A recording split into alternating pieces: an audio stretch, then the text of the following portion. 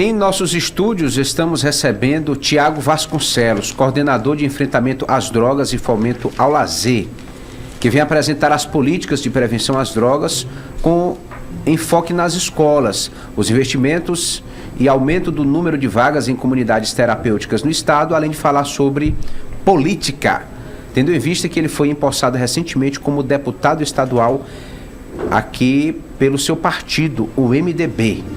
Bom, secretário, bom dia, seja bem-vindo. Bom dia, prazer estar aqui com vocês na FM O Dia, falando aí para muita gente. As principais ações que a Sendefol, sua coordenadoria, tem desempenhado atualmente, o que se tem de novidade na sua gestão? Bom, a novidade que nós temos é o foco que nós demos à prevenção, né? Na verdade, isso a gente passou o primeiro ano fazendo alguns levantamentos, buscando algumas informações. Nós tivemos uma consultoria nacional e internacional e procuramos trabalhar esse fortalecimento da prevenção com práticas e evidências, né? E isso fez com que a gente lançasse, no final do ano passado, um projeto, Se Liga, mas que ainda não tinha sido aplicado na prática, né? E aí, depois que nós pegamos todas as informações, passamos a construir esse formato voltado para o Piauí, mesmo tendo sido anunciado ainda ano passado, com a equipe da Secretaria de Educação do Estado do Piauí, né? Até porque, como o nosso foco na prevenção, a gente tem que direcionar para o ambiente escolar, onde a gente consegue alcançar a maior quantidade de jovens ainda em formação da personalidade. E aí nós conseguimos chegar a um entendimento com a SEDUC, ao formato que isso seria feito. E há cerca de um mês e meio atrás nós tivemos, digamos que uma aula inaugural. Foi um curso feito para os professores. A gente está começando a fazer essa seleção de professores dentro da SEDUC para fazerem a aplicação desse projeto na prática a partir agora do segundo semestre. Então, a partir do segundo semestre, a volta às aulas agora nas escolas públicas estaduais, nós teremos a aplicação desse projeto, que é o Se Liga, né?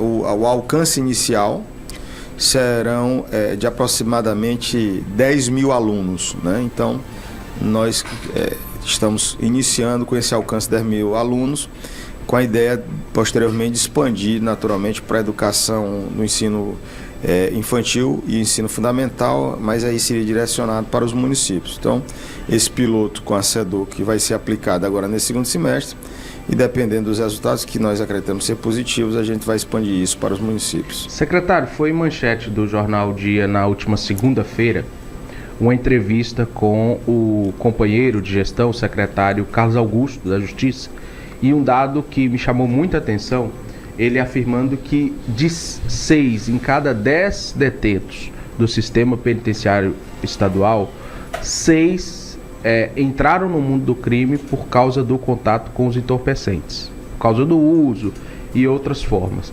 Como é que a Sendefol tem trabalhado essa área de prevenção, essa área de conscientização? Também a gente tem várias instituições que desenvolvem o trabalho de recuperação, de tratamento aos dependentes. Como é que a Sendefol tem trabalhado essas parcerias e esse cenário grave, não só do Piauí, mas de todo o Brasil? Na verdade, é um número muito preocupante, né? Nós temos, se você for pegar o dado da Secretaria de Segurança, você vai ver que quase 90% dos crimes violentos, eles têm relação direta ou com o consumo, que é com o uso, ou com a comercialização do uso de drogas. Então, em cada 10 crimes violentos, 9 são provocados por esse envolvimento direto com drogas. Então, lá, para ficar bem claro para vocês e para a população, nós dividimos a Sendefol em 3 eixos. Um que é a prevenção. E você faz a prevenção para quem ainda não faz uso abusivo. Você tem uma prevenção que é uma espécie de redução de danos, que é a busca ativa que você faz para dependentes que estão em situação de rua.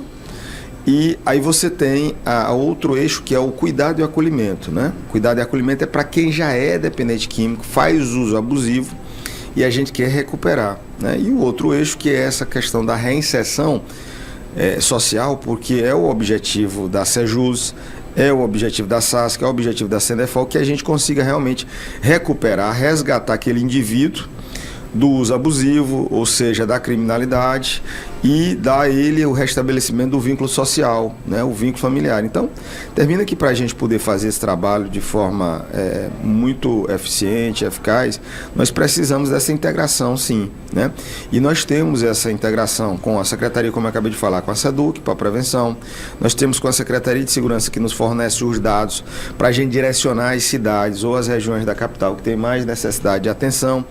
Nós temos essa parceria com a SASC, porque a gente precisa da equipe dos CAPs e dos CRAs para fazer um trabalho psicossocial com as famílias de área de risco, para não enveredar pela marginalidade, bem como para o dependente que não quer ir para a comunidade e ele é assistido por um CAPS, e com a SEJUS, que também termina tendo uma parceria com o Tribunal de Justiça. Por quê?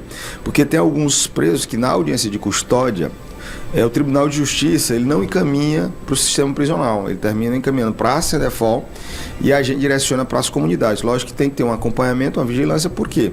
Porque ele sai da audiência de custódia com a decisão paliativa lá do judiciário, que dá a ele a oportunidade, né? Ele percebe que é um crime de pequena monta e que na verdade é muito mais um caso de dependência, e ele termina encaminhando para nós fazer esse acompanhamento. Mas a gente tem buscado, quando eu disse que a gente procurou e foi orientado por consultorias nacionais e internacionais, foi justamente para procurar práticas com evidências que ajudem não só a evitar realmente aquela prevenção inicial, que é evitar, que é o nosso maior foco dentro da CENEFOL, bem como tentar recuperar esses indivíduos que infelizmente passam a fazer parte dos números ou da Segurança Pública ou da Secretaria de Justiça.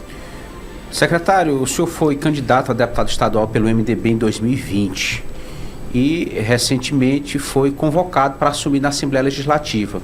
Passou um dia, não permaneceu, se licenciou também da Assembleia. O que aconteceu que o senhor não pôde ficar de fato na Assembleia? Bom, na verdade, explicar a vocês, a licença da deputada Ana Paula foi algo que nos pegou de surpresa, né? A deputada Ana Paula, ela solicitou essa licença para atender interesses pessoais, e nós tínhamos primeiro um compromisso, né? Nós fizemos um compromisso com o governador Rafael Fonteles e naturalmente com o povo do Piauí, né? Quando se assume um compromisso de gestão. E o nosso compromisso com o governador, nós conversamos em novembro de 2022, quando ele me fez o convite. E eu ainda passei 2 meses sem assumir por conta dos trâmites de liberação da Caixa Econômica Federal, sou funcionário de carreira da Caixa. E o compromisso que a gente assumiu naquele diálogo foi de que nós estaríamos, secretário, coordenador da CENEFOL, até 31 de dezembro de 2024. Ele mesmo estabeleceu esse prazo. Olha, Thiago, o convite é até 31 de dezembro de 2024. Então foi esse compromisso que a gente assumiu, né? Então, pelo fato de nos licenciar, lógico, é um privilégio, uma honra, né? Você ser deputado estadual do seu estado, mas pelo compromisso nós também fizemos um planejamento, né?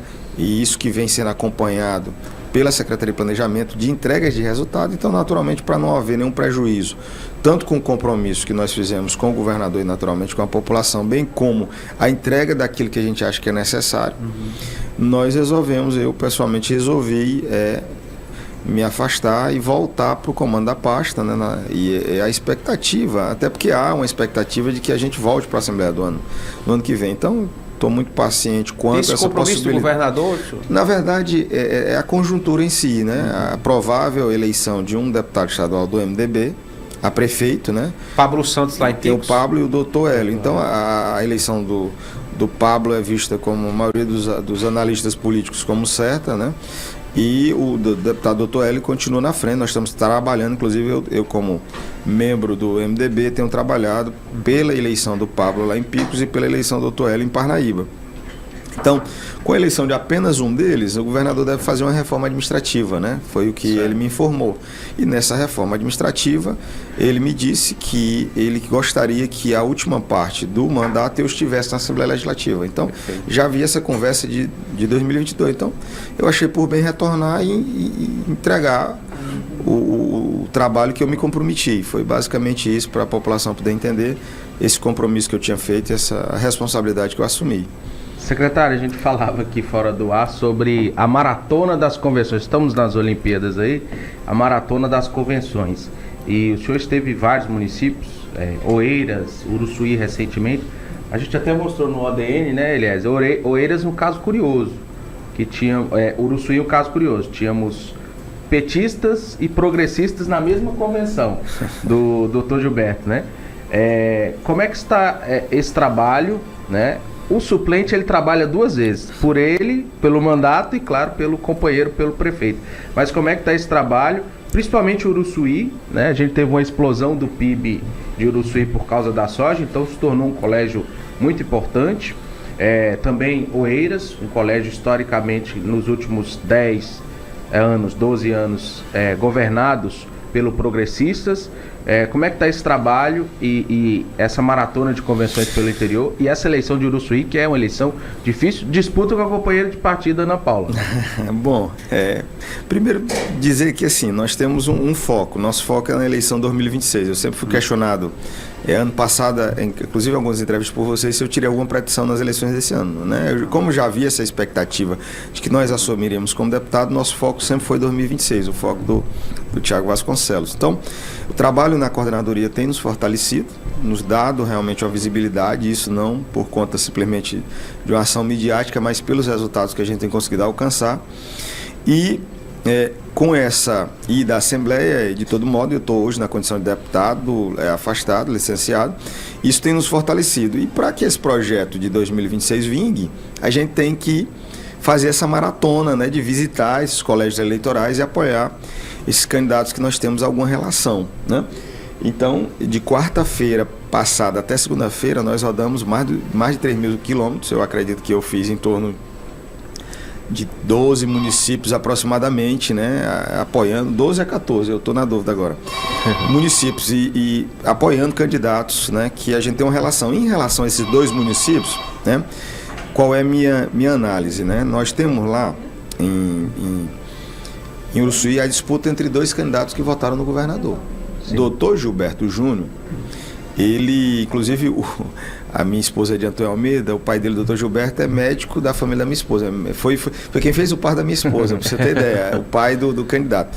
Dr. Gilberto Júnior, ele era do PSB, né? Que é ligado hoje ao secretário Acho Banfim, ao ex-governador Wilson Martins. E ele votou no governador, certo?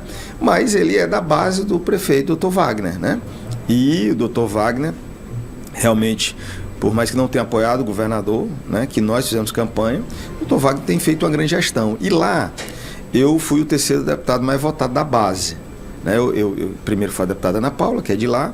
Segundo foi o deputado Coronel Carlos Augusto. Terceiro fui eu. E quem votou em mim foi um vereador do PT. Né? Um vereador do PT que é ligado ao Sindicato dos Trabalhadores Rurais. Eu, com o trabalho no INCRA, tive esse relacionamento com ele e me deu essa votação expressiva lá. E o nosso vereador lá era pré-candidato a prefeito, era um dos 3 pré-candidatos a prefeito da base do governador, né? Mas ele foi vereador da base do Dr. Wagner durante praticamente todo o mandato do Dr. Wagner. E aí, quando foi decidido que a candidatura da base seria a vereadora ligada à deputada Ana Paula, ele vinha numa ascensão, faltava, a primeira pesquisa ele tinha uma distância de 10 pontos da vereadora, mas quando nós fizemos a última pesquisa só eram 2 pontos. E ele achou que teria o direito de continuar pleiteando, mas não foi entendido pela equipe do governo, que queria tomar logo uma decisão. E eles ficaram muito à vontade lá, foi o próprio Partido dos Trabalhadores, pela relação, não só o meu vereador, mas outros vereadores, a presidência municipal do Partido dos Trabalhadores, de continuar o alinhamento político com a gestão e com o candidato do Dr. Wagner, que votou no governador. Então, você vê hoje o Uruçuí muito pujante, e o Dr. Gilberto Júnior, ele tem um potencial absurdo. Ele não só pelo fato de ser jovem médico, mas ele tem uma visão. Ele diz sempre, eu não sou médico, eu sou vendedor. E eu quero vender Uruçuí para os maiores players nacionais. Eu quero atrair investimentos para Uruçuí e transformar ela na nova Mutum, né? A cidade conhecida no Mato Grosso, pelo desenvolvimento através do agronegócio. E nós sabemos que realmente Uruçuí, que hoje tem a per capita, se não me falha a memória, é a 2ª ou a 3ª, e o PIB é o 2º ou 3º. Um é segundo, o outro é terceiro. Isso, o 4º, depois de Teresina, Parnaíba, Baixa Grande. Mas na última avaliação, ela é a 3ª já. Isso, passa no Baixa Grande. Então veja só, tem esse potencial e nós estamos lá alinhados com o Dr. Gilberto Júnior. Além de mim estava o deputado Gil Carlos e também o ex-governador Wilson Martins. Átila Filho. Aí já são no campo, realmente, no campo dos que não são nossos aliados do governo. E em Oeiras, né? Em Oeiras, você tem o doutor Ailton, lá, que é quem eu estou apoiando. A minha relação, na verdade, era com o Ícaro, né? Eu tenho uma relação pessoal de amizade com o Ícaro Carvalho, filho do saudoso deputado Assis Carvalho, e o Ícaro vinha numa candidatura majoritária, né? E nós tínhamos o apoio, nós declaramos apoio ao Ícaro Carvalho. Lá a base do Ícaro era basicamente o apoio do deputado Lima, né? E o meu.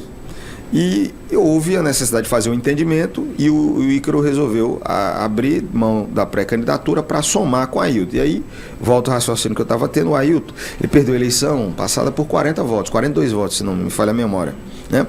Então você tem hoje um doutor Ailton muito mais preparado, que soube fazer uma articulação, o apoio de outros vários deputados, além da minha vinda com o deputado Lima para o palanque do Ailton através do Ícaro. Você tem lá o deputado Elisaías, você tem também o deputado Evaldo Gomes, você tem o deputado Franzé, e naturalmente com a ascensão, meu afastamento, a ascensão da Vanessa Tapiti à função de deputada estadual, tem também a deputada Vanessa Tapiti, então várias forças políticas somadas nesse palanque, e eu acho que é momento de Oeiras mudar o rumo, né? Há uma possibilidade de fazer esse alinhamento da gestão de Oeiras com o governo do estado, o governo federal. Eu disse lá no meu discurso que Oeiras tem um potencial, primeiro, ter um comércio pujante. Geograficamente, ela é muito estratégica naquela região. São mais ou menos 30 municípios que dependem do comércio de Oeiras. Então, ela tem um comércio pujante, ela tem uma tradição cultural, ela é berço da cultura do Piauí, e ela tem essa questão do turismo, inclusive religioso, né?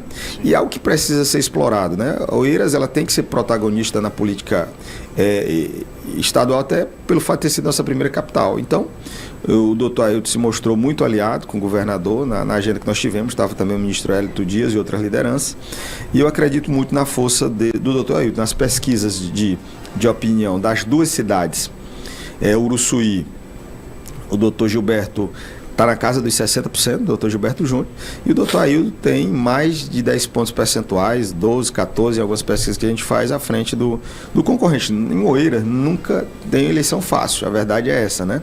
Sempre uma diferença que ela se avizinha, mas eu acredito muito na vitória do doutor Ailton lá na cidade de Oeiras. Secretário, infelizmente o nosso tempo não permite mais, tivemos aí um tempo mais compacto, mas de toda forma agradecer a sua presença, tocamos aqui em pontos fundamentais, esclarecimentos importantes, agradecemos a gentileza e vamos aí programar uma outra oportunidade para a gente aprofundar outros temas. Eu acho que foi um tempo bom, né? Deu para a gente conversar bastante. Eu que agradeço o convite, estou sempre à disposição de vocês.